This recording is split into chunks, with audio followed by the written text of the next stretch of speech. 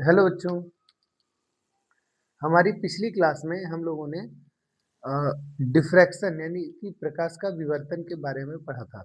हम लोगों ने देखा था कि प्रकाश के विवर्तन के कई सारे उदाहरण हैं और प्रकाश का विवर्तन क्या होता है।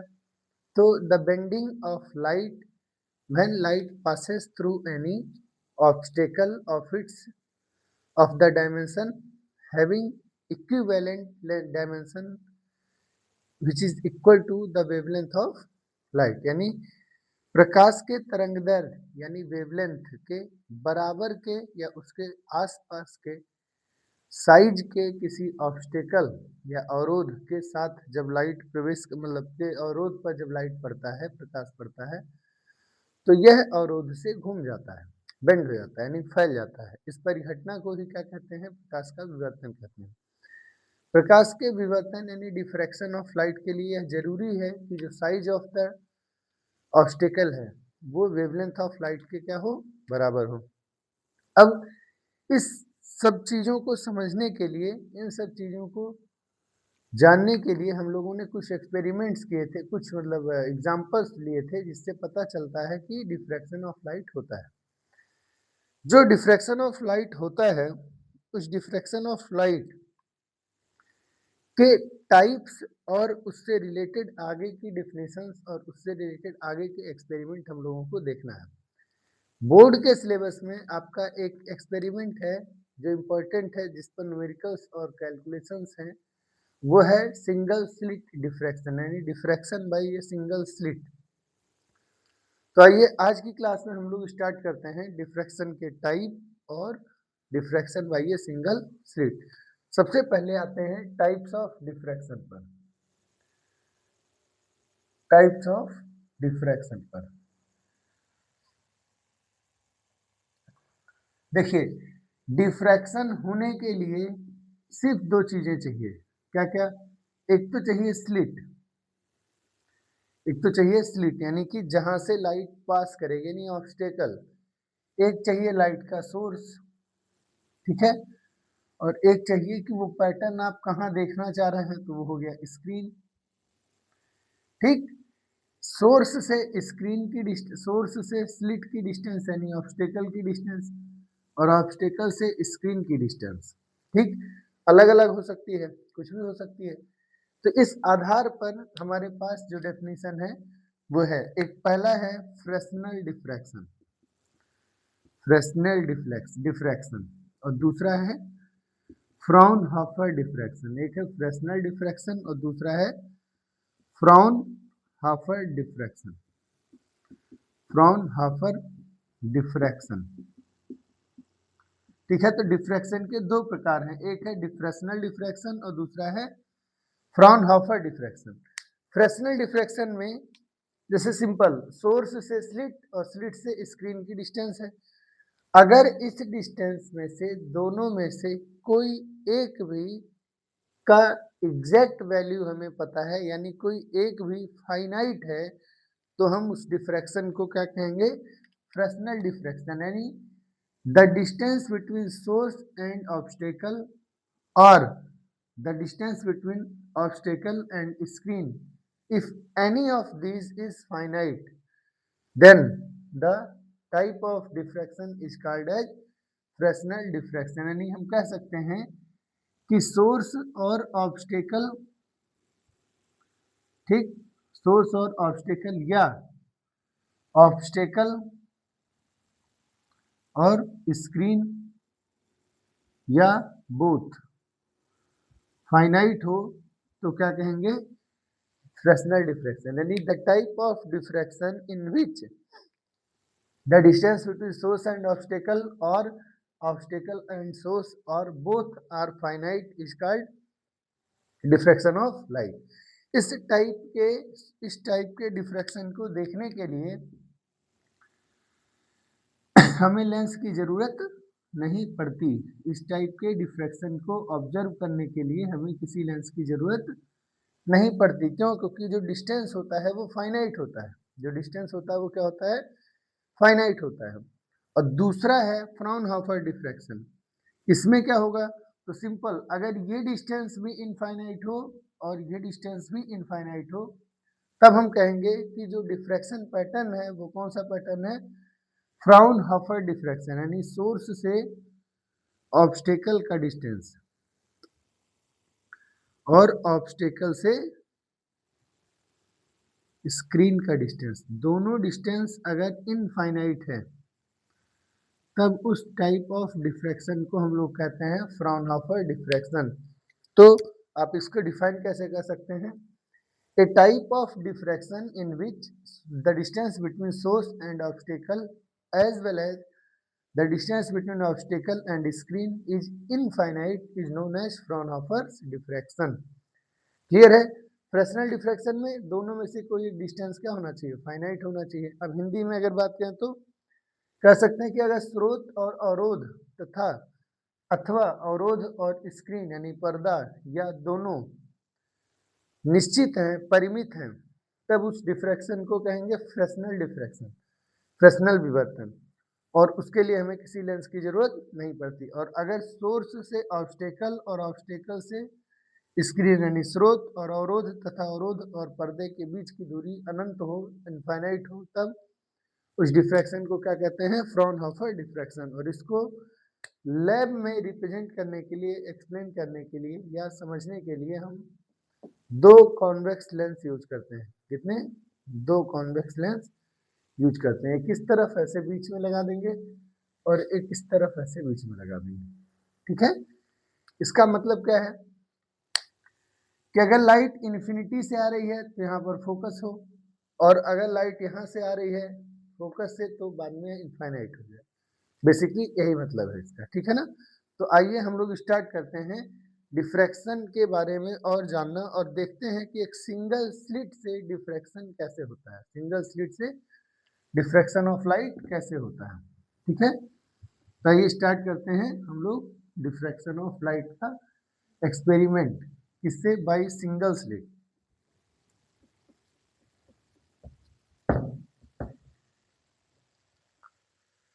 देखिए जो टॉपिक है वो है diffraction of light by single slit, diffraction of light by single slit. Hindi में कहते हैं एकल झिर्री, एकल झिर्री, झिर्री माने होता है स्लिट, स्लिट माने होता है कोई पतला छिद्र। एकल झिर्री से प्रकाश का विवर्तन, एकल झिर्री से प्रकाश का विवर्तन। अब ये क्या है, क्यों है या कैसे है, देखिए। तो एक एक्सपेरिमेंट किया गया डिफ्रैक्शन से रिलेटेड कुछ लोगों का, और मुझे लगता है यंग का ही एक्सपेरिमेंट है ये। उन्होंने क्या किया, या हम लोग को ऐसे समझना कि अगर एक स्लिट लें, ठीक, और इस स्लिट से, एक स्लिट है ऐसे किसी ओपेक पदार्थ का, ओपेक माने अपारदर्शी पदार्थ का, ठीक, और उसके स्लिट में, उस स्लिट से लाइट को क्या किया गया, पास किया गया, स्लिट से लाइट को क्या किया गया, पास किया गया। ये स्लिट आपको कैसा दिख रहा है, ये स्लिट आपको ऐसा दिख रहा है, पर एक्चुअली ये ऐसा नहीं है। जैसे अगर आपकी एक कॉपी है तब स्लिट इस तरीके से है, ठीक, और बोर्ड के हिसाब से देखें तो बोर्ड ऐसे आपको दिख रहा है, तो वो जो स्लिट है वो इस तरीके का है, मतलब स्लिट इस तरीके का है। क्लियर हुआ। हम आपको उसको ऐसे दिखा रहे हैं, पर अगर आपकी कॉपी के हिसाब से सोचें तो कॉपी में स्लिट ऐसे रखा हुआ है। क्लियर है। कॉपी में एक पर्दा है और उस पर्दे में क्या है रखा हुआ, स्लिट, झिर्री, और झिर्री ऐसे है। ठीक है, कुछ कॉपी के नीचे कुछ कॉपी के ऊपर। अब देखिए इससे डिफ्रैक्शन ऑफ लाइट को ऑब्जर्व करना है, तो क्या हुआ कि जब हमने इससे एक प्लेन वेव ऑफ लाइट डाली, जब हमने इस पर क्या किया, एक प्लेन वेव ऑफ लाइट को आपतित किया, आने दिया, इसके ऊपर पड़ा, तो हम लोग जानते हैं कि हाइगन्स की थियरी ऑफ, हाइगन्स की वेव थियरी के हिसाब से हर वेव वेव फ्रंट के फॉर्म में चलता है, और हर वेव के यानी हर वेव फ्रंट के सभी पार्टिकल्स एक सेकेंडरी वेवलेट्स का सोर्स के जैसा बिहेव करते हैं। तो जब ये लाइट यहाँ से पास हुई तो उसके सामने स्क्रीन पर, ठीक, हमने उसका डिफ्रैक्शन पैटर्न देखा। और जब डिफ्रैक्शन पैटर्न देखा तो ये बड़ा यूनिक तरीके से निकल के आया। कैसे? सबसे पहले सबसे जो सेंटर वाला पोर्शन है वहां पे हमको मैक्सिमम इंटेंसिटी की लाइट मिली। जहां सेंटर है वहां सेंटर पे हमको मैक्सिमम इंटेंसिटी की लाइट मिली जिसकी चौड़ाई सबसे ज्यादा थी, जिसे हम लोग क्या कहते हैं, जिसे हम लोग कहते हैं central bright fringe, central bright fringe या सेंट्रल मैक्सिमा, सेंट्रल मैक्सिमा या प्रिंसिपल मैक्सिमा। ठीक है। अब देखिए सेंट्रल मैक्सिमा के दोनों साइड पर हमको कुछ अल्टरनेट, सेंट्रल मैक्सिमा के दोनों साइड्स पे हम लोगों को कुछ अल्टरनेट और कंटिन्यूअसली डिक्रीजिंग मैक्सिमा मिले। ये सेंट्रल मैक्सिमा, उसके बाद ये डिक्रीजिंग मैक्सिमा, यानी इसकी इंटेंसिटी घट गई, इसकी घट गई और घट गई, इसकी और घट गई, इसकी और घट गई, ऐसे घटते चला गया। ठीक है। इसी तरीके से सेंट्रल मैक्सिमा के ऊपरी पोर्शन में भी डिफ्रैक्शन पैटर्न कुछ इस तरीके का मिला कि इंटेंसिटी लगातार घटती चली गई। ठीक है। तो central maxima is the point where the intensity of light is maximum and on both sides of the central maxima there are continuous and alternate maximas of some decreasing intensities। Clear हुआ ये बात? Central maxima को हिंदी में कहते हैं केंद्रीय fringe या केंद्रीय उच्चिष्ट। केंद्रीय उच्चिष्ट की तीव्रता सबसे ज्यादा है और इसकी चौड़ाई सबसे अधिक है। उसके दोनों तरफ, ऊपर भी और उसके नीचे भी, हमको डिक्रीजिंग यानी घटते क्रम में दूसरी मैक्सिमाज मिली और इन मैक्सिमाज को क्या कहते हैं? Secondary maxima. क्या कहते हैं? सेकेंडरी मैक्सिमाज। ठीक है। द्वितीयक उच्चिष्ट, द्वितीयक उच्चिष्ट, इन सभी को क्या कहते हैं? द्वितीयक उच्चिष्ट। और अगर आप ध्यान दीजिए तो देखिए एक मैक्सिमा यहाँ है, एक मैक्सिमा यहाँ है, एक मैक्सिमा यहाँ है, एक मैक्सिमा है। ये वाला जो पोर्शन है ये वो पोर्शन है जहाँ इंटेंसिटी ऑफ लाइट जीरो है। ये वो वाला पोर्शन है जहाँ इंटेंसिटी ऑफ लाइट जीरो है। यहाँ इंटेंसिटी ऑफ लाइट जीरो है। ऐसे यहाँ पे इंटेंसिटी ऑफ लाइट जीरो है, यहाँ भी इंटेंसिटी ऑफ लाइट क्या है? जीरो है। ठीक है। इस वाले पोर्शन को, जिसको मैंने रेड कलर से रिप्रेजेंट किया है, इस वाले पोर्शन पे लाइट पहुंची ही नहीं है, या अगर लाइट पहुंची भी है तो लाइट आउट ऑफ फेज पहुंची है। और इस लाइट के आउट ऑफ फेज पहुंचने की वजह से, यानी विपरीत कलांतर में, विपरीत कलाओं में पहुंचने के कारण जहां पे जो इंटरफेरेंस हुआ है वो इंटरफेरेंस नेगेटिवली हुआ है, यानी डिस्ट्रक्टिवली हुआ है। और डिस्ट्रक्टिव डिफ्रैक्शन की वजह से यहाँ पे क्या मिलता है? हमको मिनिमा मिलता है। क्या मिलता है? मिनिमा मिलता है। ठीक है। हिंदी में कह सकते हैं कि निम्निष्ठ मिलता है। और इस निम्निष्ठ के कारण हमको कोई भी लाइट मिलती दिखाई नहीं देती है। इसलिए ये जो डिफ्रैक्शन ऑफ लाइट का पैटर्न है ये कुछ कुछ इंटरफेरेंस से मिलता है, लेकिन एग्जैक्टली नहीं मिलता। क्यों? इंटरफेरेंस ऑफ लाइट में जो डिफ्रैक्शन हुआ था, जो इंटरफेरेंस पैटर्न मिला था, उसमें हर सेकेंडरी, हर मैक्सिमा की इंटेंसिटी क्या थी? सेम थी। हर मैक्सिमा की इंटेंसिटी क्या थी? सेम थी। और हर मैक्सिमा की फ्रिंज विड्थ भी क्या थी? सेम थी, lambda D by small D. जबकि यहाँ ऐसा नहीं है। यहाँ प्रिंसिपल मैक्सिमा की विड्थ सबसे ज्यादा होगी और बाकी सेकेंडरी मैक्सिमा की विड्थ क्या होगी?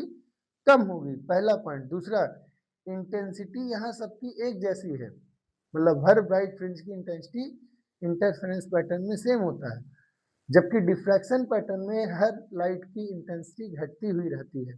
तो कई बार बोर्ड आपसे इंटरफेरेंस और डिफ्रैक्शन पैटर्न्स का फ्रिंज पैटर्न ड्रा करने के लिए कहेगा। तो डिफ्रैक्शन का भी और इंटरफेरेंस का भी, दोनों का फ्रिंज पैटर्न आपको आना चाहिए। ठीक है, ये वाला इंटरफेरेंस का है, बाद में बनाए हैं, ये वाला पहले ही बनाए थे, डिफ्रैक्शन ऑफ लाइट का है। क्लियर है? आप इसका एक स्क्रीनशॉट ले लीजिए ताकि आप इसको समझ पाइए। हो गया? अब देखिए, इसकी तो अभी जरूरत नहीं है, ये तो सिर्फ समझने के लिए बनाए थे। अब ध्यान से समझिए इस चीज को। क्वेश्चन ये है कि डिफ्रैक्शन ऑफ लाइट होने की वजह से, सिंपल, लाइट तो ऐसे आ रही थी, लाइट का अगर हम डायरेक्शन रे ऑफ लाइट बनाए तो ऐसे लाइट रे आ रही थी। ठीक, यहाँ पे तो मैक्सिमम मिला, क्यों? क्योंकि अधिकतर लाइट सीधे चली गई, लेकिन बाकी जगह पे इस पोर्शन पे लाइट कैसे पहुंच जाएगी? तो इसका मतलब है कि वो लाइट जो कॉर्नर पे पहुंची है वो इधर बेंड हुई है, ऐसे जो यहाँ कॉर्नर पे पहुंची इधर बेंड हुई है, और इस स्लिट के किसी भी दो भाग से आने वाले लाइट, किसी दो पॉइंट से आने वाले लाइट जहां पर इंटरफेयर करते हैं वहां पे हमको इंटरफेरेंस पैटर्न मिलता है। कहीं कहीं वो सेम फेज में मिलते हैं तो हमको मैक्सिमम मिलता है, कहीं कहीं वो हमको आउट ऑफ फेज मिलते हैं तो हमको मिनिमम मिलता है। ठीक, तो अब आते हैं कि कैसे हम सेंट्रल मैक्सिमा, सेकेंडरी मैक्सिमा और मिनिमास को डिफाइन करेंगे। कैसे हम सेंट्रल मैक्सिमा, सेकेंडरी मैक्सिमा और इन मिनिमास को क्या करेंगे? डिफाइन करेंगे, और कैसे हम उनकी पोजीशन निकालने के लिए कैसे और क्या करेंगे। तो आइए स्टार्ट करते हैं। हम पहले सेंट्रल ब्राइट मैक्सिमा को, यानी सेंट्रल ब्राइट का एक्सप्लेनेशन करेंगे, और उसके बाद फिर प्रिंसिपल मतलब अलग अलग मिनिमास को एक्सप्लेन करेंगे। ठीक है, तो आइए स्टार्ट करते हैं। ये डिफ्रैक्शन पैटर्न है, this is the diffraction pattern obtained in single slit experiment.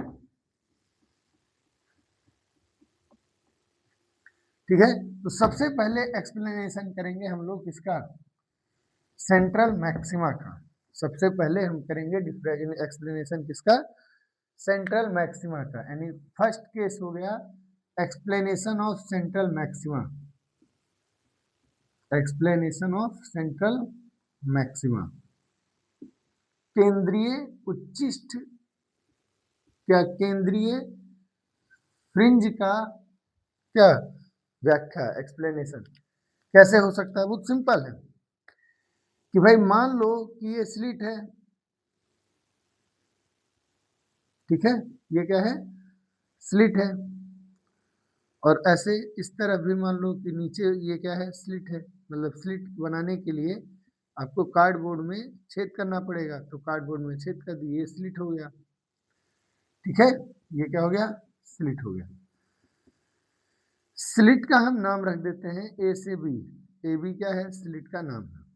ठीक है, अब हमने क्या किया? एक प्लेन वेव ऑफ लाइट को लाया यहाँ पे, प्लेन वेव फ्रंट अलाउ किए ताकि वो आए। प्लेन वेव फ्रंट क्यों? क्योंकि लाइट कहाँ से आ रही है? इन्फिनिटी से आ रही है। लाइट कहाँ से आ रही है? इन्फिनिटी से आ रही है। ठीक है, एक क्लियर है? लाइट कहाँ से आ रही है? इन्फिनिटी से।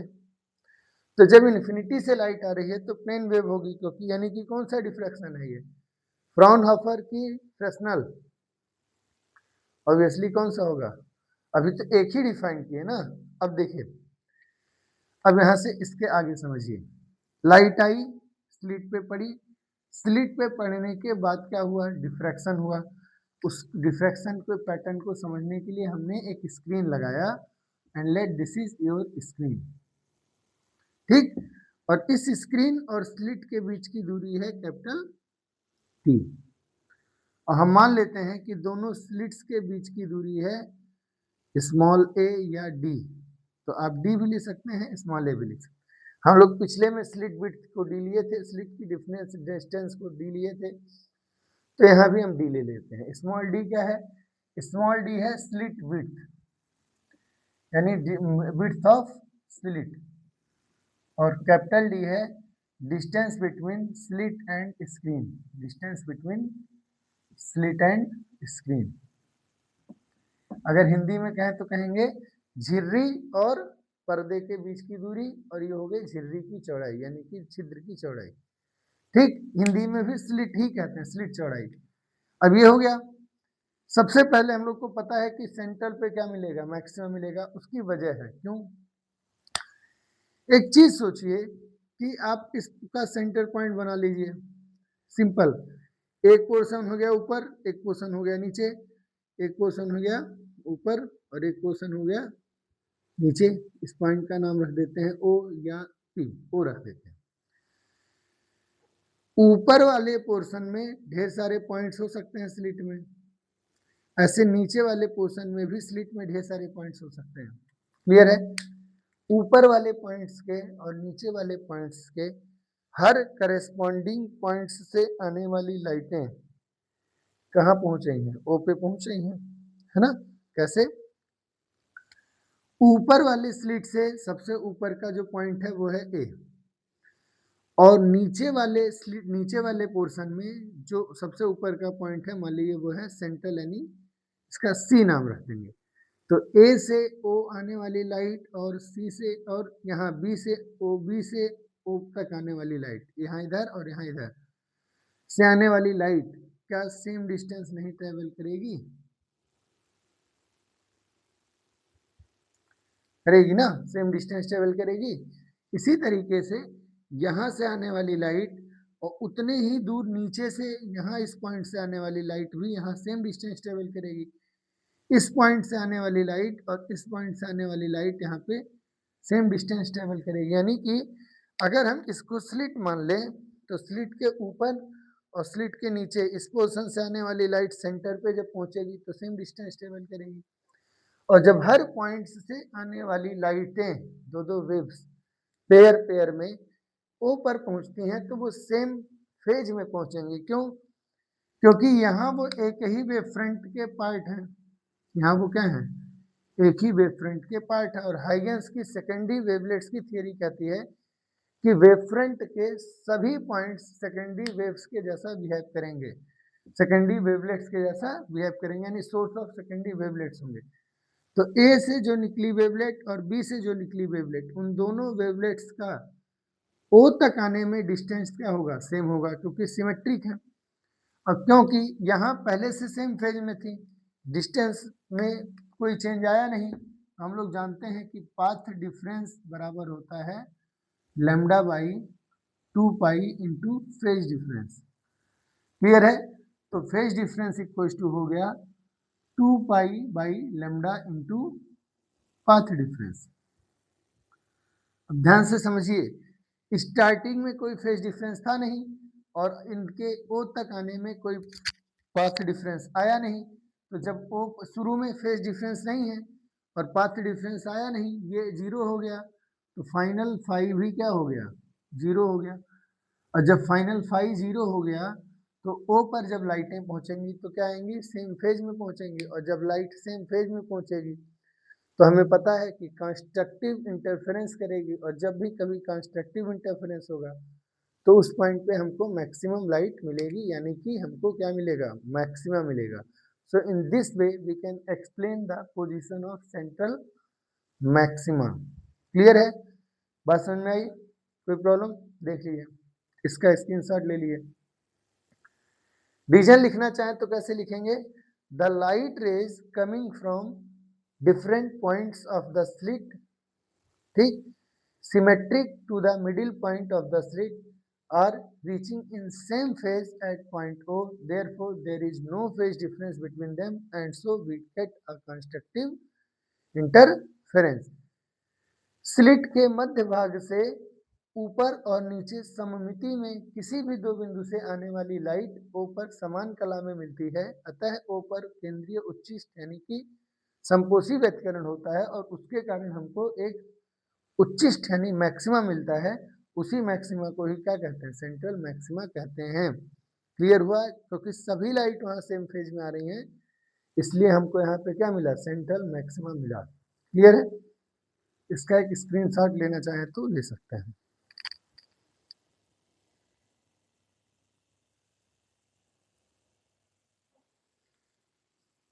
हो गया? अब आते हैं हम लोग वन बाय वन दूसरे डिफ्रैक्शन, दूसरे चीजों को डिफाइन करने के लिए। सिंपल सा बात है, देखिए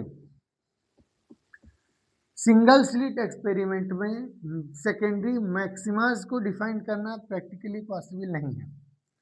क्यों ऐसा है? क्योंकि अलग अलग पोर्शन से कुछ लाइट ऊपर और नीचे दोनों साइड में, कुछ लाइट आउट ऑफ फेज पहुंचती हैं और कुछ लाइट अगर सेम फेज में पहुंची तो जो लाइटें सेम फेज में पहुंची उनकी वजह से कुछ कंस्ट्रक्टिव इंटरफेरेंस हो जाएगा और हमको वहाँ लाइट मिलेगी।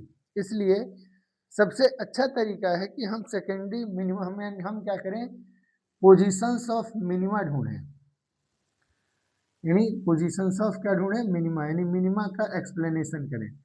और अगर मिनिमा का एक्सप्लेनेशन हो गया तो दो करेस्पॉन्डिंग मिनिमा के बीच में एक मैक्सिमा मिलेगा। ठीक है, तो हम आते हैं पोजीशन ऑफ मिनिमा ढूंढने। पोजीशन ऑफ मिनिमा ढूंढने का बेसिक मतलब हुआ कि at the point where minima is getting we get total destructive interference. हमें क्या मिलना चाहिए, टोटल डिस्ट्रक्टिव इंटरफेरेंस मिलना चाहिए, यानी कि वेव्स को मिलना चाहिए किसमें, आउट ऑफ फेज, बस must be meeting out of phase, must be meeting out of phase, यानी विपरीत कलाओं में मिलना चाहिए। ठीक है, और ऐसा नहीं कि कुछ ही वेव डिस्ट्रक्टिव करें, सभी वेव्स का जो पेयर बन रहा है वो पेयर क्या होना चाहिए, डिस्ट्रक्टिव इंटरफेरेंस का करना चाहिए। तो आइए इसको समझने की कोशिश करते हैं, ये आपका इंपॉर्टेंट पोर्शन है। तो मान लीजिए कि एक स्लिट है, ठीक, थोड़ा चौड़ा बना रहे हैं ताकि आप समझ पाइए कि क्या हो रहा है। ठीक, ये स्लिट है, ये आपका कार्डबोर्ड हो गया, इस कार्डबोर्ड में स्लिट हो गया। ठीक है, इस कार्डबोर्ड में क्या हो गया, स्लिट हो गया। सिंप्लिसिटी के लिए हम स्लिट का नाम रख देते हैं, ऊपर वाला पोर्शन ए और नीचे वाला पोर्शन बी, और मान लेते हैं कि इसका सेंट्रल पॉइंट है सी। ठीक, इमेजिन किया हुआ है, वो सेंट्रल पॉइंट वैसे भी होगा ही, पर वो पॉइंट कहीं रिप्रेजेंटेड नहीं है। अब इससे कुछ डिस्टेंस पे हमारे पास एक स्क्रीन है, कैपिटल डी डिस्टेंस पर, वहीं हम स्क्रीन पर डिस्टेंसेस को मेजर कर रहे हैं, सारी चीजों को ऑब्जर्व कर रहे हैं। अब इंटरफेरेंस पैटर्न समझने के लिए हमने क्या किया, प्लेन वेव फ्रंट को अलाउ किया to fall on the slit a b. Slit a b में आपको बता चुका हूं, आपकी कॉपी में स्लिट ऐसे होगा, मतलब आधा स्लिट नीचे और आधा स्लिट ऊपर, स्लिट माने छेद। तो ऐसे समझिए कि जैसे ये दो उंगलियों के बीच में फिंगर्स में गैप है, या दो ऐसे कार्डबोर्ड्स के बीच में ये स्लिट है, ये वाली। अब ये स्लिट आपकी कॉपी में ऐसे रखा हुआ है, मतलब ऐसे कार्डबोर्ड है और उसमें स्लिट ऐसे चीरा लगाया हुआ है, तो वो स्लिट आपको इस तरीके का दिखेगा, इस तरीके का। ठीक, ऐसे पतला सा। अगर हम इसको रख दें तो इनके बीच कुछ गैप होगा, वही गैप के बराबर है स्लिट की विड्थ। ठीक, तो ये आपकी स्लिट है। अब देखिए इस स्लिट का जो टोटल विड्थ है वो कितना लिए हैं हम लोग, मान लीजिए इसको भी उल्टा दे, स्लिट का टोटल विड्थ कितना है, ए। तो स्लिट के ऊपर वाले पोर्शन और नीचे वाले पोर्शन के बीच का डिस्टेंस कितना हो जाएगा, यहाँ सॉरी डी लिए थे, तो ये हो गया d/2 और ये हो गया अगेन d/2। इतना क्लियर है, बात समझ में आई। ये पॉइंट हमारा ओ पॉइंट है, यहाँ पे हमको क्या मिला था, सेंट्रल मैक्सिमम मिला था। अब हमको किसी पॉइंट पे मैक्सिमम मिलेगा, किसी पॉइंट पे मिनिमम मिलेगा, हम ढूंढ रहे हैं point of minima. Point of minima ढूंढने के लिए हम सबसे पहले ढूंढेंगे फर्स्ट मिनिमा। फर्स्ट मिनिमा, ये फर्स्ट मिनिमा कहाँ है, तो इमेजिन करो कि ये जो स्लिट है वो दो पार्ट्स में डिवाइडेड है, एक हो गया ए और एक हो ए सी और एक हो गया सी बी, एक हो गया अपर हाफ और एक हो गया लोअर हाफ, एक हो गया अपर जोन और एक हो गया लोअर जोन, एक हो गया ऊपरी भाग और एक हो गया निचला भाग। कैसे ही मान सकते हैं। तो फर्स्ट मिनिमा को डिफाइन करने के लिए हमने क्या किया, स्लिट को टू पार्ट्स में डिवाइड कर दिया।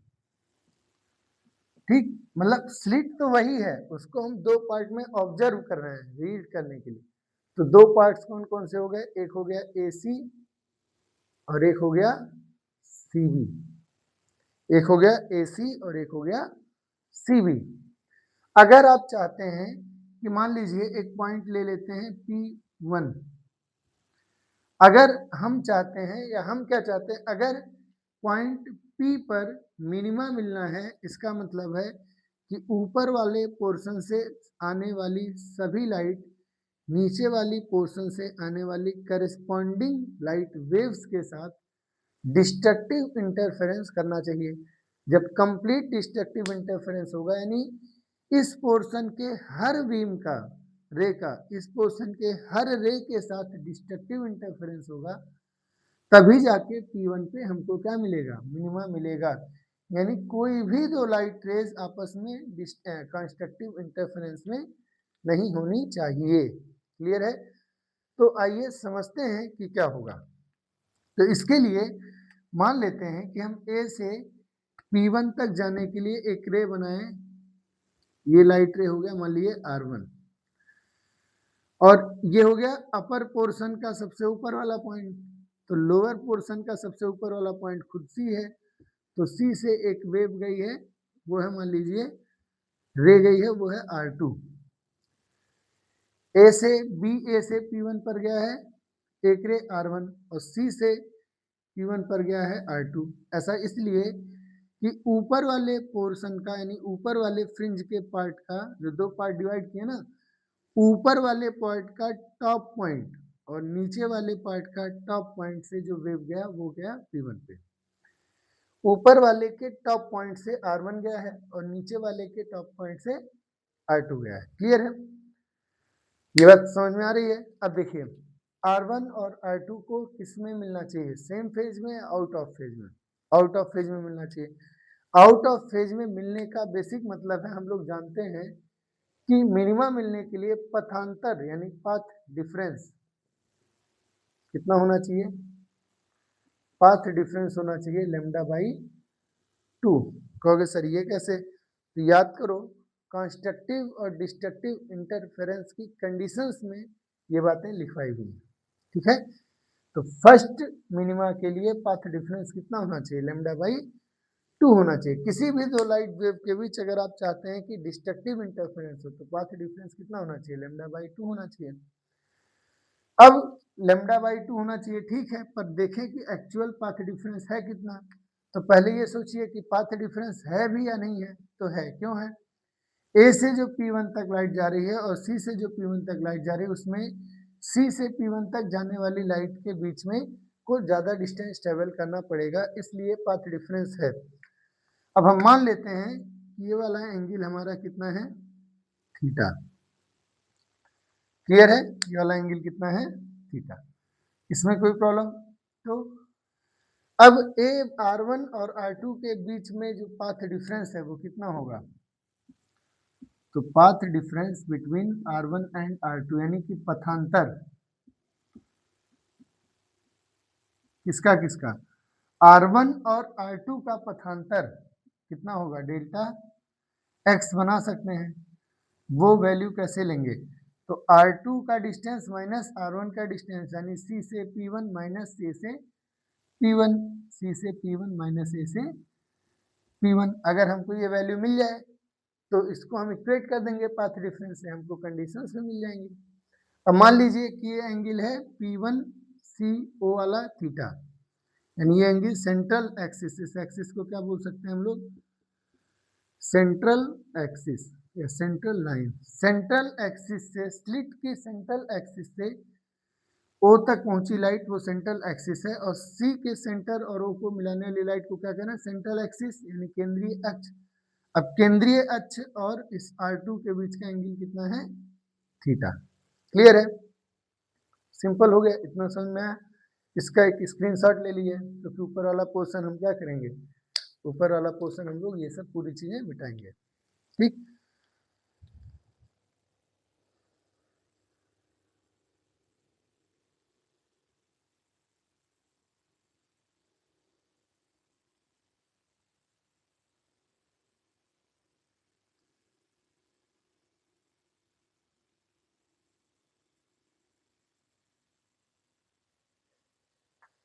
हो गया। प्रॉब्लम क्लियर है? ये समझ में अब आते हैं कि कैसे हम वो पाएंगे।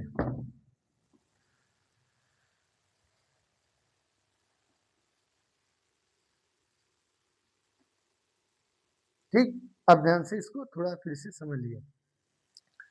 ये डिस्टेंस है आपका कैपिटल डी और ये डिस्टेंस है आपका स्मॉल डी। सिंपल सी बात है कि अगर स्क्रीन जो है बहुत नज़दीक होगा स्लिट के, तो ये जो स्लिट का ये जो डिस्टेंस है ट्रेवल हो रहा है वो डिस्टेंस कम होगा, और अगर ये डिस्टेंस कम होगा तो इंटरफेरेंस पाथ डिफरेंस उतना ज़्यादा एग्जैक्ट आएगा नहीं। तो पाथ डिफरेंस बनाने के लिए हमको कैपिटल डी स्मॉल डी की कंपैरिजन में क्या रखना पड़ेगा? बहुत ही ज़्यादा रखना पड़ता है। क्यों? क्योंकि अगर स्लिट चौड़ा हुआ तो डिफ्रैक्शन ऑफ लाइट आसानी से नहीं होता है, और अगर स्लिट पतला हुआ तो ये डिस्टेंस अपने आप स्लिट विड्थ से क्या हो जाएगी? ज़्यादा हो जाएगी। और अगर स्लिट विड्थ से ये डिस्टेंस ज़्यादा है तो हम ए से P1 और C से P1 जाने वाली लाइट रेज को अप्रॉक्सीमेटली इक्वल कर सकते हैं, अप्रॉक्सीमेटली क्या मान सकते हैं? पैरेलल मान सकते हैं। इस चीज को ध्यान रखना है कि क्या कह रहा हूं मैं। For the screen distance much greater than slit width. Slit width कैसे होगा? स्लिट विड्थ इतना पतला होता है, जैसे समझिए कि आप दो ब्लेड को एक दूसरे के ऊपर रख दीजिए ऐसे, तो ये जो जहां मिले हैं ये पॉइंट, इस पॉइंट पर इस लाइन पर जो गैप होगा दैट इज स्लिट विड्थ। आप समझिए कि एक स्लिट विड्थ ह्यूमन हेयर के डायमेंशंस से भी कम होता है डिफ्रैक्शन ऑफ लाइट को प्रॉपर पैटर्न को समझने के लिए। तो उस केस में आप कैपिटल डी की अगर कुछ भी वैल्यू रखें 10, 20, 100, 50 सेंटीमीटर, वो भी ह्यूमन हेयर के डायमेंशंस के कंपैरिजन में क्या हो जाएगा? बहुत ज़्यादा हो जाएगा। और ऐसे केस में ये डिस्टेंस बहुत ज़्यादा होगा, तो हम ए से P1 जाने वाली लाइट और C से P1 जाने वाली लाइट का एक अप्रॉक्सीमेशन कर सकते हैं कि भाई ए से यहाँ तक का पॉइंट क्या था? B, और ये सेंट्रल पॉइंट है C, ये सेंट्रल एक्सिस का डिस्टेंस है। ठीक, यहाँ कहीं लाइट जाना है तो ए से जो रे जा रही है यानी R1, और C से जो रे जा रही है यानी कि R2, हम इन दोनों को आपस में क्या मान सकते हैं? पैरेलल मान सकते हैं, अप्रॉक्सीमेट कर सकते हैं। पैरेलल क्यों अप्रॉक्सीमेट कर रहे हैं? क्योंकि कैपिटल डी ये डिस्टेंस स्क्रीन के स्लिट विड्थ के कंपैरिजन में क्या है? बहुत ही छोटा है। इस केस में अगर ये एंगल थीटा है तो ये एंगल भी क्या होगा? थीटा ही होगा। ठीक है, अब ए से सी के बीच का डिस्टेंस कितना था? तो d/2 था। ध्यान से समझ लीजिए इस चीज को, क्योंकि इसका एक्सप्लेनेशन ही प्रॉब्लमेटिक रहता है। तो ये हो गया d/2, ये हो गया d/2। क्लियर है? बात समझ में आई?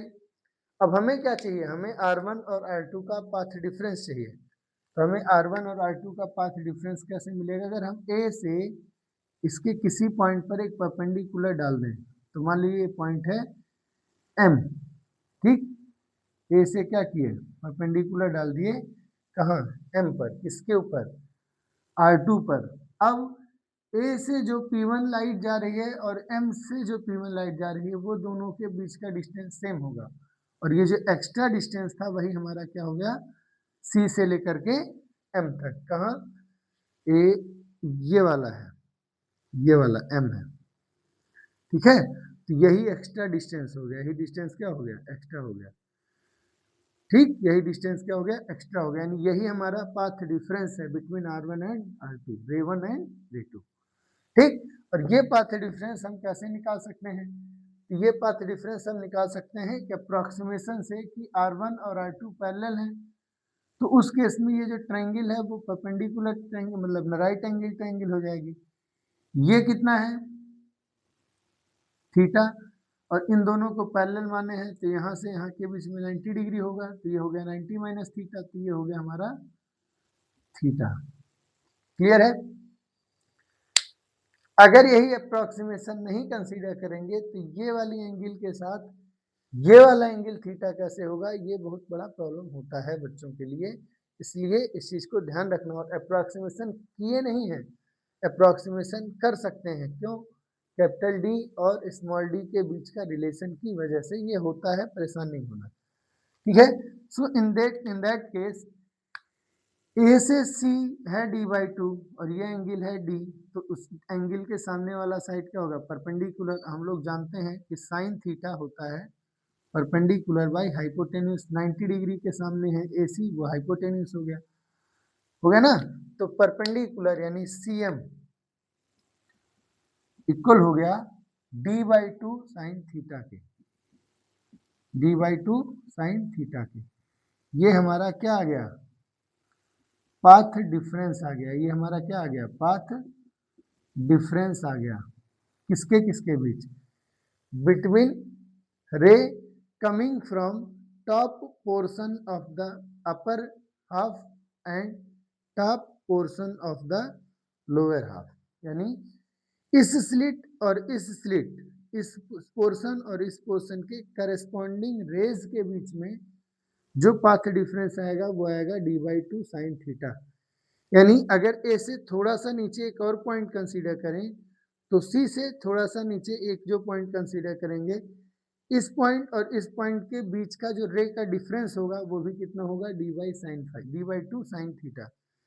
इस पॉइंट से और नीचे चलें तो इस पॉइंट से और नीचे भी पाथ डिफरेंस सही होगा।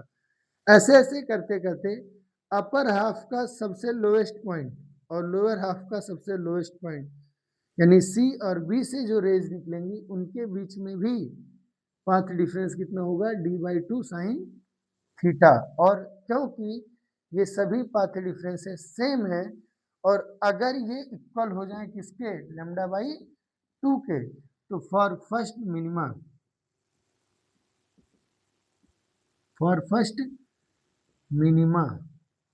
ठीक है, for first minima d/2 sine theta should be equal to λ/2, 2 cut गया तो d साइन थीटा बराबर क्या मिला, लैम्डा मिला। इसका अर्थ है कि सेंट्रल ब्राइट के सेंटर और इस P1 के बीच जो ये एंगल है थीटा, उस एंगल पर जाके फर्स्ट डार्क का यानी फर्स्ट मिनिमा का सेंटर होगा। सेंट्रल एक्सिस के कंपैरिजन में ये डिस्टेंस ध्यान रखना है, ये हमारा क्या है, फर्स्ट मिनिमा है।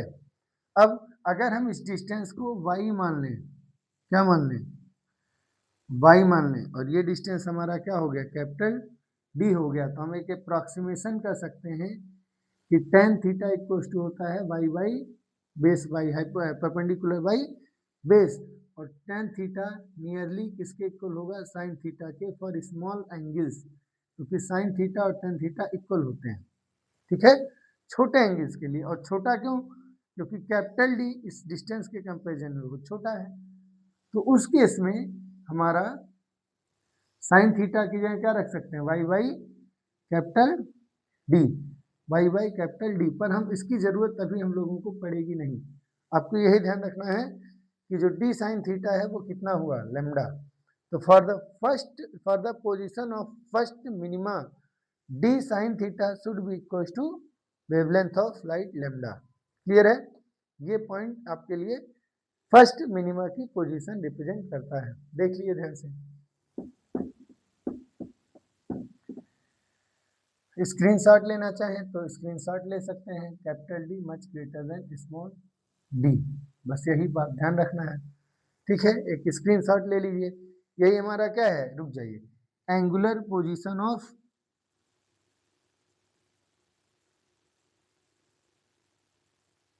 Position theta with respect to central bright यानी सेंट्रल मैक्सिमा, ठीक है, इससे निकलेगा। तो साइन थीटा इक्वल टू क्या है, lambda by small D, D क्या है, स्लिट विड्थ है, ठीक, स्क्रीनशॉट ले लीजिए।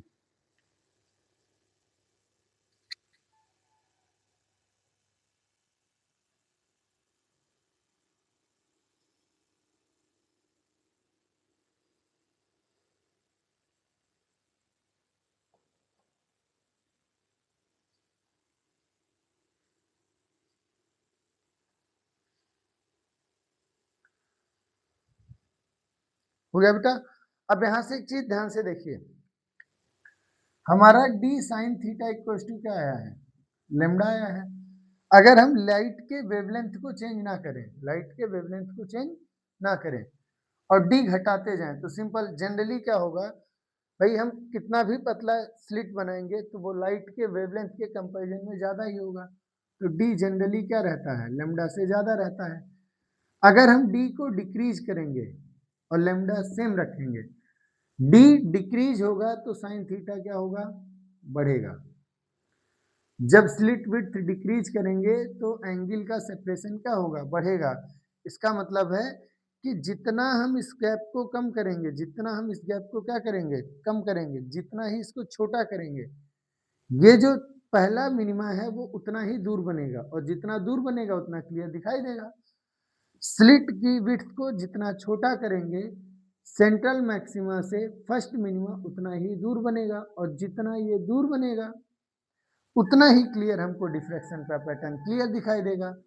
तो अगर हम d को घटाते घटाते सीधे लेमडा के इक्वल कर दें, ध्यान से समझिएगा, अगर हम स्लिट विड्थ को कम करते करते exactly equal to the wavelength of light कर दें, उस केस में क्या होगा, ये जो थीटा होगा कितना हो जाएगा, मैक्सिमम हो जाएगा, कितना, 1, क्योंकि d और लेमडा आपस में बराबर हो गया तो थीटा कितना हो गया, साइन थीटा 1। साइन थीटा 1 तब होगा जब थीटा कितना हो, 90। थीटा 90 होगा मतलब हो गया कि ये जो पॉइंट है वो बहुत दूर इन्फिनिटी पे बनेगा, तभी तो एंगल 90 होगा। और ऐसे नीचे भी, इसका मतलब सेंट्रल मैक्सिमा ही पूरे स्क्रीन पर हमको दिखाई देगा। तो अगर ये slit width exactly equal to wavelength of light हो जाए तो पूरा व्यूइंग स्क्रीन यानी पूरा पर्दा पर सिर्फ और सिर्फ व्हाइट लाइट ही रहेगा, डार्कनेस नहीं आएगा, यानी कि मिनिमा आएगा ही नहीं। कब, जब एग्जैक्ट इक्वल कर लें। लेकिन हमारे लिए ये चीज प्रैक्टिकली पॉसिबल नहीं हो पाता है, क्यों, क्योंकि वेवलेंथ ऑफ लाइट एंगस्ट्रॉम के मतलब 10⁻⁻7 के ऑर्डर का है, -6 के ऑर्डर का है। ठीक है, मैंने आपको कल बताया था लगभग 4000 एंगस्ट्रॉम से 8000 एंगस्ट्रॉम तक जाता है। उतना पतला स्लिट बिट बनाना ही हमारे लिए अपने आप में क्या होगा, चैलेंजिंग होगा। ठीक है, क्लियर है। अब हम आते हैं बच्चों सेकंड मैक्सिमिनिमा पर, यानी how to find the position of second minima, how to find the position of second minima. तो आइए देखते हैं कि सेकंड मिनिमा की पोजीशन कैसे पाई जा सकती है। पोजीशन ऑफ सेकंड मिनिमा, ठीक है,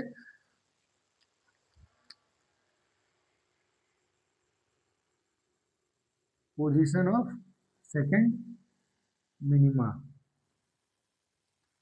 इसके लिए हमने क्या किया, इसके लिए हमने स्क्रीन को 4 पार्ट्स में डिवाइड कर दिया। हमने क्या किया, स्लिट को 4 पार्ट में डिवाइड कर दिया। Divide slit into 4 corresponding parts,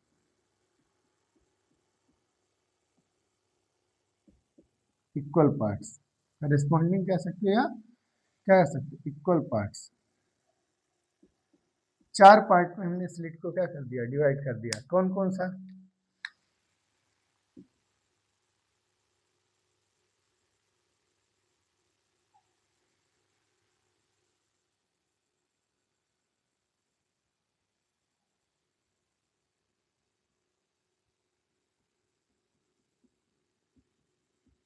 ठीक है, और इधर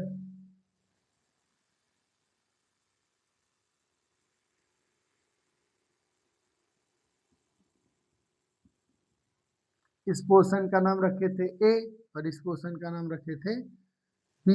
ये सेंट्रल पॉइंट था सी, यहाँ से स्क्रीन थी और सेंटर पे हमको क्या मिल रहा था, सेंट्रल मैक्सिमा मिल रहा था।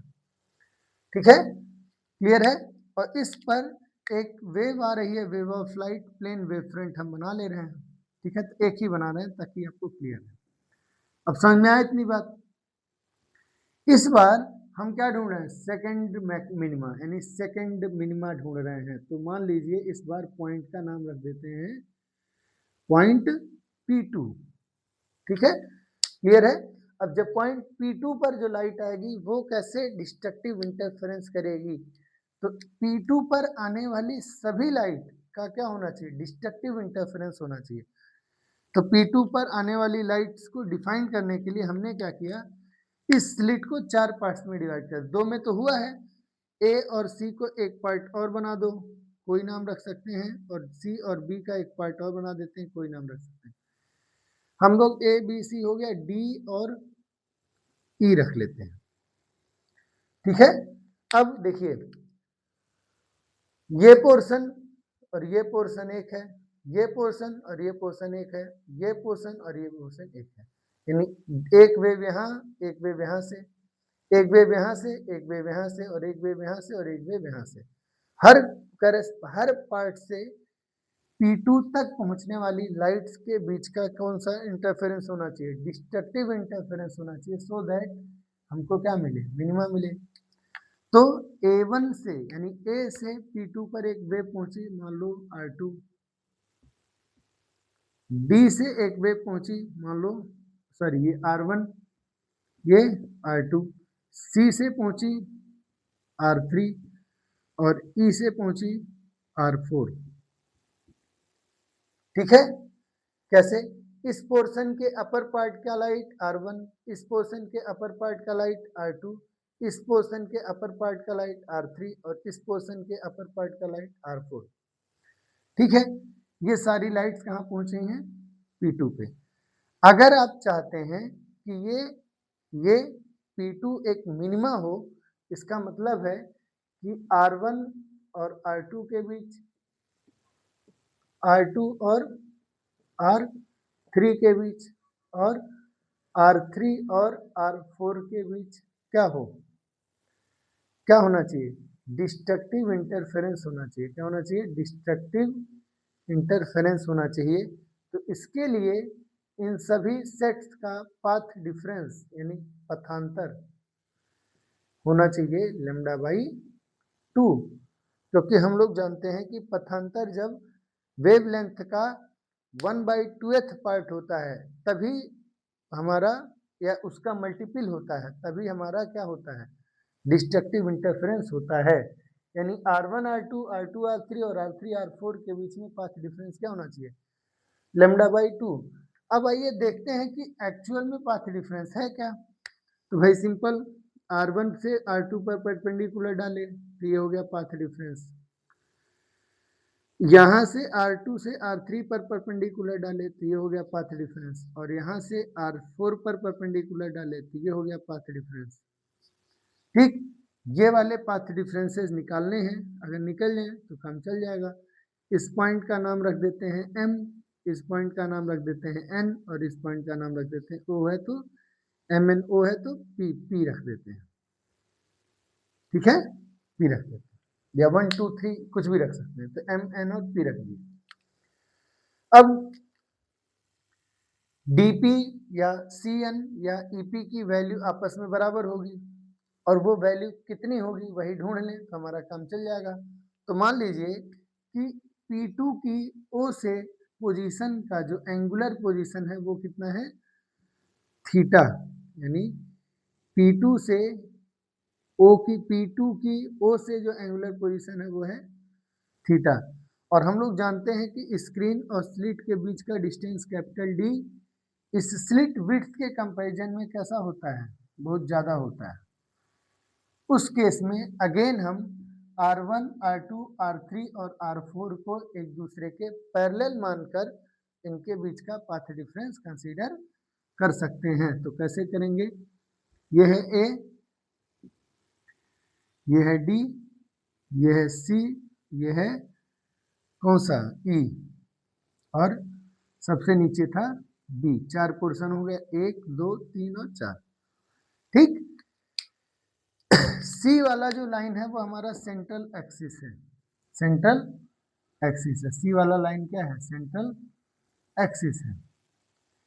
C से P2 वाली जो रेज आ रही थी वो क्या थी, R, कौन सी, A से R1, D से R2, C से R3, तो ये थी R3, और इसका एंगल कितना है, थीटा, ठीक है। सिमिलरली डी से जो लाइट जा रही है वो है हमारी R2 और ए से जो लाइट जा रही है वो हमारी R1 और ई से जो लाइट जा रही है वो है हमारी R4। ऐसे ही तो है, ठीक। अब अगर हम किसी भी से परपेंडिकुलर ड्रा करें, यहां से करें ए से, तो ये हो गया परपेंडिकुलर, ये डिस्टेंस हमारा हो गया ए डी से कौन सा एम। सिमिलरली यहां से सी से कौन सा एन, और इसी तरीके से इस पे पी, ई से पी। तो डी से एम चाहे ये वाला, सी से एन ये वाला, या ई से पी ये वाला, यही हमारा पाथ डिफरेंस है। कोई एक सेट का निकाल लीजिए। तो जैसे ये एंगल डी है वैसे ही ये एंगल क्या होगा, थीटा होगा। अगर ये एंगल थीटा है तो ये एंगल क्या होगा, थीटा। ये एंगल क्या होगा, थीटा, या ये एंगल भी क्या होगा, थीटा। तो हम किसी एक सेट का कर सकते हैं। अब इसको टोटल 4 पोर्शन में डिवाइड किए थे, तो ए से बी तक कितना है, डी। ए से सी तक कितना हुआ, d/2। तो ए से डी तक कितना हुआ, d/4 हुआ ना। अब ये एंगल है थीटा, ये है d/4, तो ये dm कितना हुआ, सिंपल dm हो गया हमारा, dm हो गया हमारा d/4 साइन थीटा। क्या हो गया, d/4 साइन थीटा, यानी पाथ डिफरेंस कितना आया, d/4 साइन थीटा। चाहे dm लीजिए, चाहे cn लीजिए, चाहे ep लीजिए, सभी का पाथ डिफरेंस कितना आया, d/4 साइन थीटा। तो जब हम 2 पार्ट्स में डिवाइड किए थे तो पाथ डिफरेंस था d/2 साइन थीटा। जब हम 4 पार्ट्स में डिवाइड किए थे तो पाथ डिफरेंस हुआ d/4 साइन थीटा। इसी तरीके से जितने नंबर ऑफ पार्ट्स डिवाइड करते जाएंगे उतना ही ये पाथ डिफरेंस क्या होता जाएगा, चेंज होता जाएगा, ठीक। For the second maxima, sorry for the second minima, जो पाथ डिफरेंस है यानी d/4, उसकी वैल्यू इक्वल होनी चाहिए किसके, λ/2 के। तो अगर हम इस सबको सॉल्व करें तो हमारा जो d साइन थीटा आया वो कितना आया, 2λ। तो यहाँ से हमको सेकेंडरी मैक्सिमा की पोजीशन मिल जाएगी, sorry secondary minima, second minima की पोजीशन मिल जाएगी, और उसका सेंट्रल एक्सिस से जो एंगल होगा वो होगा थीटा, और उसकी पोजीशन निकालेंगे तो d साइन थीटा बराबर 2λ। फर्स्ट मिनिमा के लिए d sine theta equals to λ, second minima के लिए d sine theta equals to 2λ। इसी प्रकार से थर्ड मिनिमा के लिए d sine theta equals to 3λ। इसी प्रकार से डी चौथे मिनिमा के लिए d sine theta equals to 4λ। इसका मतलब है कि अगर हमको पोजीशन ऑफ nth मिनिमा चाहिए तो पोजीशन ऑफ nth मिनिमा कैसे मिलेगा, for nth minima, angular position of nth minima कैसे मिलेगा, तो d sine theta is equal to n λ। ये हमारा फॉर्मूला हो गया, जनरल फॉर्मूला हो गया, क्लियर है।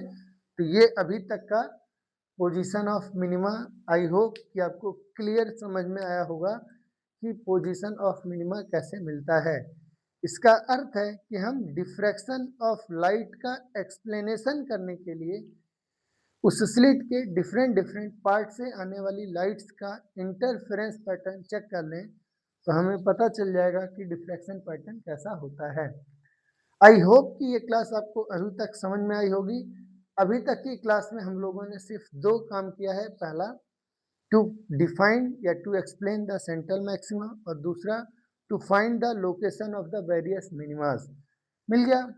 अब किसी भी 2 मिनिमा के बीच में एक क्या होगा, मैक्सिमा होगा। तो एक P1 निकाले थे, एक P2 निकाले थे, उसके ठीक बीचों बीच क्या आएगा, मैक्सिमा आएगा। तो उसकी पोजीशन निकाल लेंगे आराम से, ठीक है। तो आज की क्लास में इसके लिए हम सिर्फ इतना ही रखते हैं।